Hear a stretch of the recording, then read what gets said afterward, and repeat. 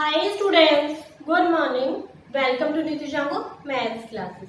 I hope you all are. Students, in last class we discussed exercise 6.5. तो students 6.5 exercise students मैंने आपको 3 parts में है वो कराई है part 1, 2. तो मैं करा चुकी हूँ और आज का जो पार्ट है स्टूडेंट्स वो है this is the third part and this is last exercise of this chapter and आज की जो क्लास है स्टूडेंट्स इस चैप्टर की वो लास्ट क्लास है. ओके तो आई होप कि जो पहले वाली वीडियोस है मैंने आपको कराई है वो आप सबने देख ली होगी. अगर वो वाली वीडियोस है स्टूडेंट्स अगर आपने नहीं देखी तो जो उनका लिंक है मैं डिस्क्रिप्शन बॉक्स में डाल दूंगी तो आप वहां से देख सकते हो स्टूडेंट्स. अदरवाइज आप मेरे चैनल की प्लेलिस्ट में जाके भी देख सकते हो. जो चैनल की प्लेलिस्ट है तो स्टूडेंट्स मैंने आपको 4 या 5 चैप्टर्स जो कराए हैं वो सारे वहां पे आपको कोई भी आप जो है देख सकते हो. तो student now start the class. तो स्टूडेंट्स आज की जो हमारी क्लास है उसमें मैंने बताया ना कि this is the last class of the chapter. तो स्टार्ट द क्वेश्चन नंबर 6. तो स्टूडेंट्स अप टू 5 क्वेश्चंस हमारे हो चुके हैं. Question number 6, angles P angles Q and R of a triangle PQR are 25 degree and 65 degree right. ठीक है कि एक ट्रायंगल आपका PQR तो वो क्या बन रहा है 25 डिग्री और 65 डिग्री. तो राइट ठीक है हो गया. Which of the following is correct कि आपको स्टूडेंट्स यहाँ पे क्या आपको 3 इक्वेशंस है वो गिवन है. तो जो 3 इक्वेशंस है वो गिवन है तो क्या है आपको इक्वेशन क्या है PQ का स्क्वायर प्लस में QR का स्क्वायर इज इक्वल टू में RP का स्क्वायर. नेक्स्ट आपका PQ का स्क्वायर प्लस RP का स्क्वायर इज इक्वल टू में QR का स्क्वायर. नेक्स्ट है RP का स्क्वायर प्लस QR का स्क्वायर इज इक्वल टू में PR का स्क्वायर. तो ये है कि फ्रेंड्स इन तीनों में से आपको बताना है कि which one is A correct. तीनों इक्वेशंस में से कोई एक आपकी करेक्ट है. ओके तो स्टूडेंट्स मैं आपको बार बार बता देती हूँ इस चैप्टर में मतलब जो ये एक्सरसाइज है 6.5 उसमें एक ही फॉर्मूला यूज हो रहा है आपका कौन सा right angle triangle P square plus B square is equal to में H square. P means perpendicular, B means base and H means height. तो आई होप कि मैं कह रही ना बार बार क्योंकि पूरी एक्सरसाइज स्टूडेंट्स इसी के ऊपर बेस्ड है. जैसे ये लर्न होगा आपके क्वेश्चंस बहुत क्विकली सॉल्व हो जाएंगे. ओके तो I am start the question. तो फर्स्ट ऑफ ऑल इसमें क्या होता है स्टूडेंट्स एंगल सम प्रॉपर्टी का फॉर्मूला लग जाएगा. Angle sum property. अब स्टूडेंट्स एंगल सम प्रॉपर्टी का फॉर्मूला क्यों लगा क्योंकि स्टूडेंट्स इसमें हमारे जो ये चीज है ना ये चीज ये नहीं बता रखी कि आपका राइट एंगल कौन सा है. तो तब तक हमारा ये नहीं पता चलेगा राइट एंगल कौन सा है तब तक हम अभी क्वेश्चन सॉल्व नहीं कर सकते. तो राइट एंगल सॉल्व करने के लिए क्या है राइट एंगल भाई एंगल सम प्रॉपर्टी का जो होता है इक्वल टू कितना होता था 180 होता था. तो इसीलिए हमने राइट एंगल प्रॉपर्टी स्टार्ट किया. ठीक है तो क्या है एंगल देखो अब क्या हो जाएगा एंगल PQR प्लस में देखो PQR ये हो गया स्टूडेंट्स. अब क्या दूसरा क्या लेना है QRP. आगे लेना है QRP. लास्ट में लेना है RPQ. Angle RPQ is equal to में 180. तो आई होप कि स्टूडेंट्स सबको ये क्लियर हो गया होगा. अब दूसरी चीज देखो कि मैंने क्या किया एक सीक्वेंस ले दी कि PQR फिर QRP और RPQ. उससे क्या होगा स्टूडेंट्स आपको बार बार मैं बताती हूँ कि मिडल वाला एंगल होता है वही हमारा एंगल होता है. देखो PQR इट्स मीन Q आपका how much friends 25 degree plus QRP. तो R है स्टूडेंट्स हमारा कितना है 65 प्लस RPQ. तो P है हमारा स्टूडेंट्स वो कितने का है क्योंकि वहां तो गिवन ही नहीं है तो यहाँ पे डायरेक्टली क्या हो जाएगा RPQ is equal to how much 180. तो आई होप कि स्टूडेंट्स आपको ये क्लियर हो गया होगा. अब 65 और 25 देखो 5 और 5 10 6 और 2 8 और 1 कैरी का था 9. तो 90 प्लस में RPQ इज इक्वल टू 180. ये हो गया स्टूडेंट्स.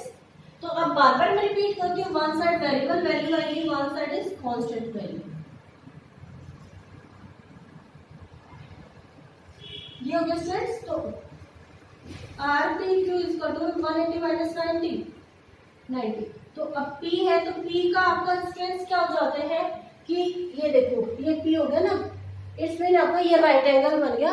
और राइट एंगल आपको मैं कितनी बार रिपीट करूं कि आपका कितने का होता है 90 डिग्री का।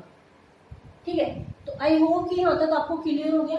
अब देखो दूसरी चीज जो 90 डिग्री के सामने वाली साइड होती है स्टूडेंट्स, वो आपकी क्या होगी, हाइपोटेन्यूज। ओके, तो ये हाइपोटेन्यूज है। तो अब देखो इस पे एंगल सपोज हमारा बन गया तो base and this one is perpendicular. ये क्लियर हो गया ना, हाइपोटेन्यूज, बेस और परपेंडिकुलर, ये हो गया। तो अब क्या है, पी क्यू का स्क्वायर प्लस में भाई परपेंडिकुलर का स्क्वायर, अब क्या है पी आर का स्क्वायर, पी आर का स्क्वायर इक्वल टू में क्यू आर का स्क्वायर। यही था फ्रेंड्स कि देखो पी क्यू यहाँ पे हम पी लिख लेते हैं, पी स्क्वायर प्लस में क्यू आर आपका क्या था बी स्क्वायर इक्वल टू में क्यू आर, ये आपका क्या है एच स्क्वायर। तो यही चीज तो हमें चाहिए थी ना, हमें बस यही बताना था कि कौन सी इक्वेशन हमारी फुलफिल हो रही है। तो यहाँ पे आ गया। अब देख लो यहाँ पे इक्वल टू में क्यू आर स्क्वायर कहाँ पे है, क्यू आर स्क्वायर यहाँ पे है, उसके अलावा पी क्यू स्क्वायर और आर क्यू। तो आर क्यू ये दोनों आपस में एक्सचेंज हो जाए, कोई फर्क नहीं पड़ता। तो आपकी इक्वेशन अगर आपकी कौन से फुलफिल हो रही है, तो आपका कौन सा पार्ट करेक्ट है, सेकंड इज करेक्ट, या फिर आप ट्रू भी लिख सकते हो। और बाकी दोनों आपके फॉल्स आ जाएंगे, फॉल्स ट्रू। ठीक है, तो आई होप कि क्वेश्चन नंबर 6 है स्टूडेंट्स वो आपका क्लियर हो गया होगा।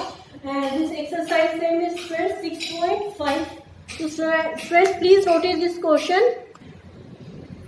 Student question number 7, find the parameter of rectangle whose length is 40 cm and diagonals is 41। इसमें स्टूडेंट पहले क्वेश्चन का मतलब समझ लो कि आपको क्या है पैरामीटर फाइंड आउट करना है किसका, रेक्टेंगल का। इट्स मीन आपको फिगर है वो स्टूडेंट्स क्या है, एक रेक्टेंगल और फिगर ड्रॉ हो गई, उसमें बोला गया कि इट्स whose length, आपकी लेंथ है वो क्या है, यहाँ पे कर रहे थे 40 सेंटीमीटर, तो ये भी आपकी 40 होगी स्टूडेंट्स। ठीक है, उसके बाद बोले कि इट्स डायगोनल्स इज 41। तो आपके डायगोनल्स हो गए, डायगोनल्स क्या होते हैं एक दूसरे को जो क्रॉस करते हैं, तो ये क्या होगा स्टूडेंट्स 41 सेंटीमीटर। अब क्या है, अब आपको चीज क्या करनी है, फाइंड द पैरामीटर। तो it's mean breadth is not a given, यहाँ पे अब देखो ये दोनों तो सेम है, डायगोनल भी सेम है, तो कोई भी आप ले लो स्टूडेंट्स। तो अब मैं यहाँ पे ले लेती हूँ ए बी सी। ठीक है, यहाँ पे ए बी सी पॉइंट ले लिया। तो ए बी सी पॉइंट लिया है, तो फर्स्ट ऑफ ऑल क्या है आपका ए बी क्या है 40 सेंटीमीटर, सॉरी ए बी आपको फाइंड आउट करनी है, और बी सी है वो आपकी 40 सेंटीमीटर, और ए सी आपकी स्ट्रेंथ क्या है 41 सेंटीमीटर।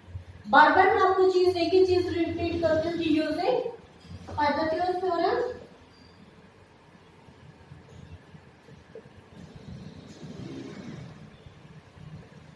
Using Pythagoras theorem. तो स्टूडेंट्स अब देखो ये क्या है, यहाँ पे जैसे डायगोनल हो है इसमें यहाँ पे ये राइट एंगल बन गया स्टूडेंट्स, क्योंकि हमने ये लिया था तो ए बी सी।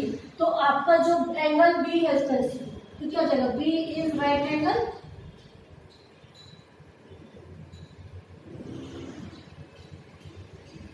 ठीक है। अब बी आपका राइट एंगल है, तो इसके सामने वाले साइड स्टूडेंट्स आपकी क्या आएगी एच आ गई हाइपोटेन्यूज, और ये क्या आ जाएगा बेस, इसके ऊपर एंगल बन रहा है, और ये आपकी हाइट, या फिर एक को बेस मान लो किसी को भी हाइट मान लो, वही बात पड़ती है। तो आई होप कि स्टूडेंट्स यहाँ तक आपको क्लियर हो गया होगा।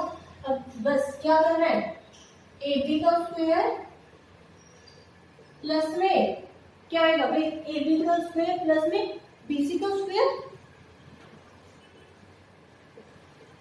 इजकल टू में बेस स्क्वायर इजकल टू में आपका क्या था, यहाँ पे हाइट की जगह हम परपेंडिकुलर लिखते थे स्टूडेंट्स, तो आपके परपेंडिकुलर होगी इजकल टू में आपका क्या आएगा हाइपोटेन्यूज, तो क्या आएगा ए सी का स्क्वायर।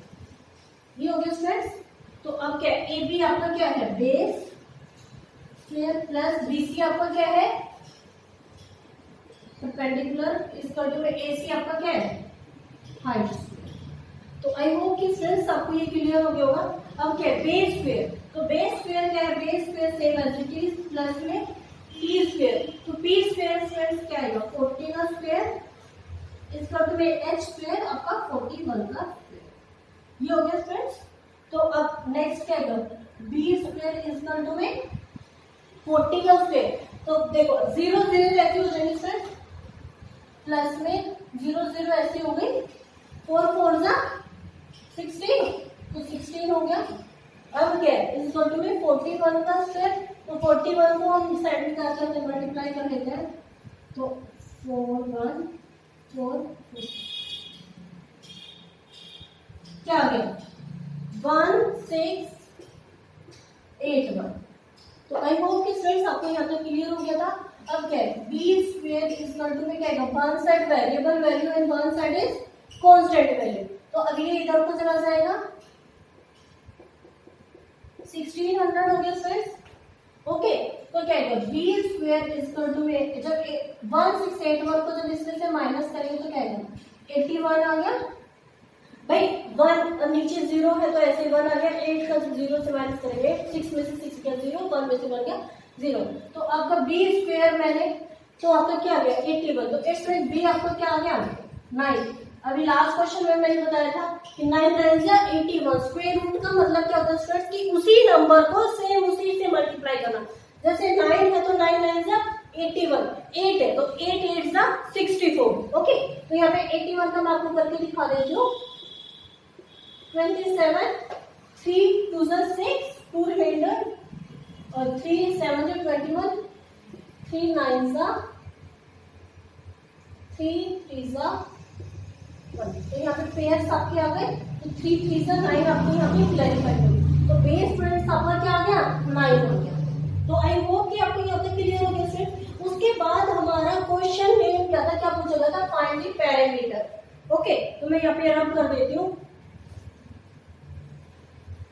तो find the parameter of rectangle. तो पैरामीटर ऑफ रेक्टेंगल स्टूडेंट्स क्या होता है, पैरामीटर ऑफ रेक्टेंगल क्या होता है 2l plus B bracket close, ठीक है l प्लस बी, तो क्या है स्टूडेंट्स 2। अब क्या है यहाँ पे आपकी लेंथ क्या थी स्टूडेंट्स 40 और ब्रेथ आपकी आ गई है, तो यहाँ पे मैं लिख देती हूँ लेंथ 40 ब्रेथ क्या होगी स्टूडेंट्स 9, दोनों क्या सेंटीमीटर में जाएंगे, ठीक है, क्योंकि आपको एक चीज है 40 और 41 डायगोनल्स और लेंथ आपके दोनों सेंटीमीटर में, तो ब्रेथ भी क्या है स्टूडेंट सेंटीमीटर में आएगी, तो क्या है अब बस put the values in this formula, तो लेंथ आपकी 40 प्लस में ब्रेथ आपकी क्या है 9, ठीक है। अब यहाँ पे देखो जब 2 इंटू, तो इंटू का साइन हो गया 2 मल्टीप्लाई में 40 और 9 49, ठीक है, अब दोनों को मल्टीप्लाई करेंगे तो 2 9 सा 18, 2 4 सा 8 और 1 9, तो क्या आ गया स्टूडेंट्स आपका 98 सेंटीमीटर। तो आपकी जो हाइट थी मतलब पैरामीटर ऑफ द रेक्टेंगल आपका क्या है स्टूडेंट्स 98। तो आई होप कि clear this question, this is the 7th question of exercise students 6.5। Students please note it down this question. Question number 8 student, this is the last question of the exercise 6.5. So the diagonals of a rhombus measure 16 meter and 30 centimeter. Find its parameter. तो question का मतलब समझते हैं कि students आपको figure किसकी given है rhombus की, तो आपके रोम्बस क्या हो गया फ्रेंड्स कि आपकी फिगर है रोम्बस गिवन है, तो फर्स्ट ऑफ ऑल एक रोम्बस हम बना देते हैं।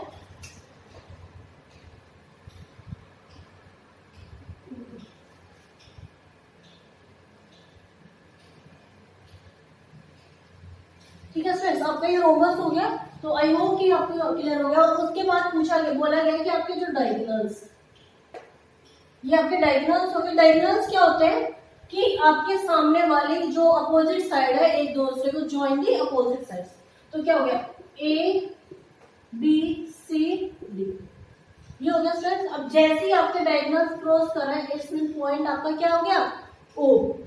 तो क्या है अब ये कंप्लीट जो लेंथ है स्टूडेंट्स वो कितनी हो रही है कंप्लीट, यहाँ से यहाँ तक मैं एरो लेके लिख रही हूँ 16 सेंटीमीटर, और यहाँ पे एक डायगोनल है वो 16 है, तो दूसरे वाला आपका क्या हो गया 30, ये 30 सेंटीमीटर स्टूडेंट्स। तो आई होप कि यहाँ तक आपको क्लियर हो गया।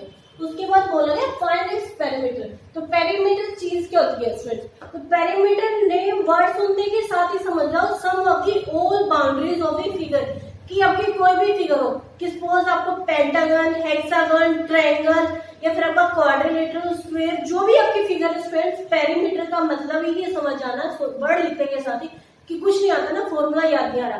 तो चार, जैसे कि अब है रोमस है, रोमस में आपकी 4 साइड है, तो 1 2 3 4 आपको चारों साइड को ऐड करना है सिंपल, ठीक है। तो अब क्या है आपको क्या पेरीमीटर, अब आपको साइड तो गिवन ही है, तो इसमें आपको डायगोनल से कट कर रहे हैं। अब देखो ये यहाँ से डी भी आपकी 13 है, तो यहाँ पे आपकी ये वाली कितनी हो जाएगी 15, ये भी कितनी हो जाएगी 15। सेम ऐसे कि मतलब डी ओ, तो डी ओ आपकी 15 हो जाएगी, और ओ बी है वो भी आपकी स्टूडेंट्स 15 हो जाएगी, और अब ए सी है वो कंप्लीट आपकी 16 है, तो ए ओ वो वापस 8 हो जाएगी। अभी मैं आपको ब्लैक बोर्ड पे एक्सप्लेन भी कर दूंगी, मतलब ठीक है। अब आपका ओ सी स्टूडेंट्स वो भी 8 हो जाएगी। इट्स मीन स्टूडेंट्स आपका क्या है कि ये आपकी साइड आ गई। अब तो आपको हो जाएगा ना कि ये आपका एक राइट ट्रायंगल बन गया, ठीक है। तो राइट ट्रायंगल बन गया। अब हम स्टार्ट करते क्वेश्चन। आपकी क्या है डीबी का स्टूडेंट्स 30 सेंटीमीटर, ठीक है। तो आपको डी ओ फाइंड आउट करनी है, तो डी ऑफ 30/2 तो क्या हो जाएगी 15 सेंटीमीटर। तो आपकी डी ओ है वो 15 हो गई। अब है आपकी ए सी है कंप्लीट, यहाँ पे मैं लिख रही हूँ ए सी वो आपकी कितनी है 16 सेंटीमीटर, 16 है।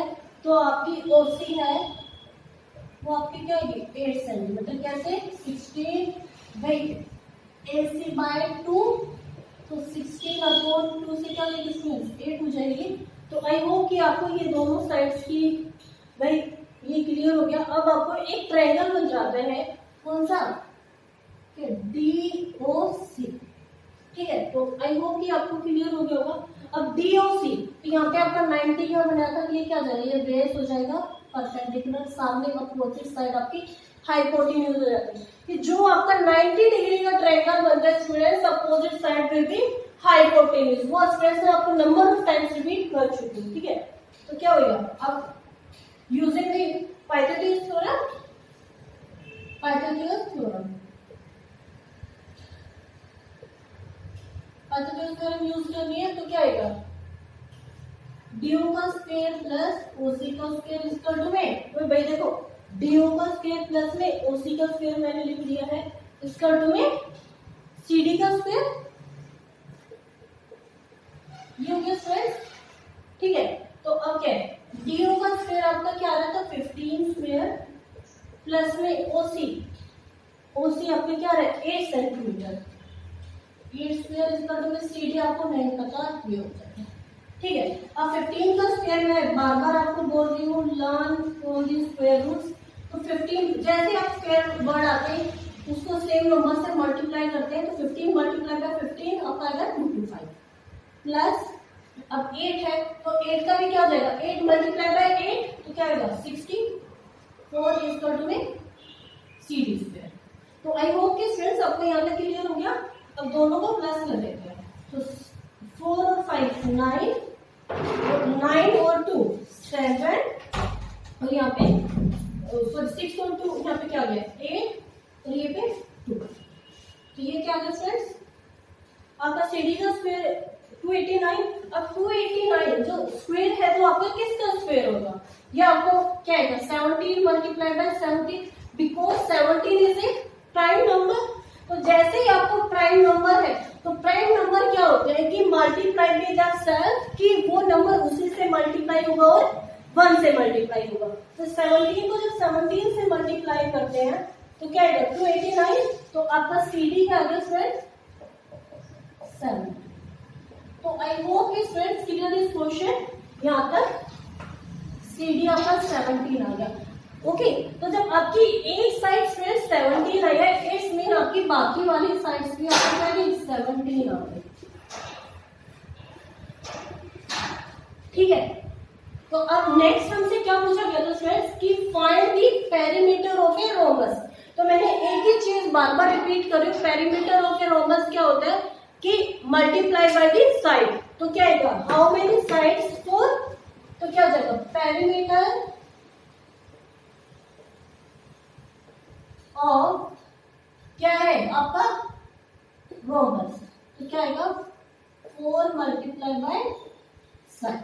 ठीक है, तो 4 multiply by side this means 4 multiply by side आपकी वन साइड इज गिवन 17, तो जब 17 को 4 से मल्टीप्लाई करेंगे क्या आएगा 68 सेंटीमीटर, क्योंकि आपको बोथ साइड्स आर गिवन, या फिर सेंटीमीटर लिख देती हूँ। ठीक है, तो बोथ साइड्स आर आपको किस में गिवन है सेंटीमीटर में गिवन। अगर यहाँ पे सेंटीमीटर और मीटर में गिवन होती तो स्टूडेंट्स वो आपको कन्वर्जन करनी पड़ती है, बट अभी आपका 7th क्लास में जो है वो कन्वर्जन वाला क्वेश्चन है, क्या था वो क्वेश्चन है वो मीटर में गिवन है या फिर सेंटीमीटर में गिवन है। तो आई होप कि आपका जो ये क्वेश्चन है वो आपको क्लियर हो गया होगा। तो answer find the perimeter of a rhombus is 68 centimetre. Okay, तो student please note it down this question. Okay, तो स्टूडेंट्स आज की जो हमारी क्लास है वो ओवर होती है, तो आई होप कि जो क्वेश्चंस मैंने आपको कराए हैं वो क्लियर हो गए होंगे।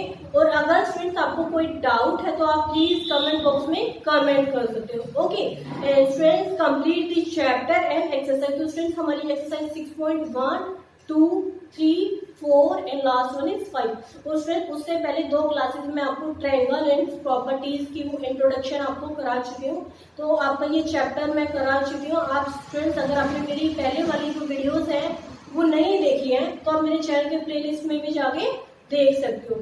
तो स्टूडेंट्स अगर आपको मेरी वीडियो पसंद आई हो तो please like, subscribe and share this. Okay, तब तक के लिए बाय बाय, थैंक यू।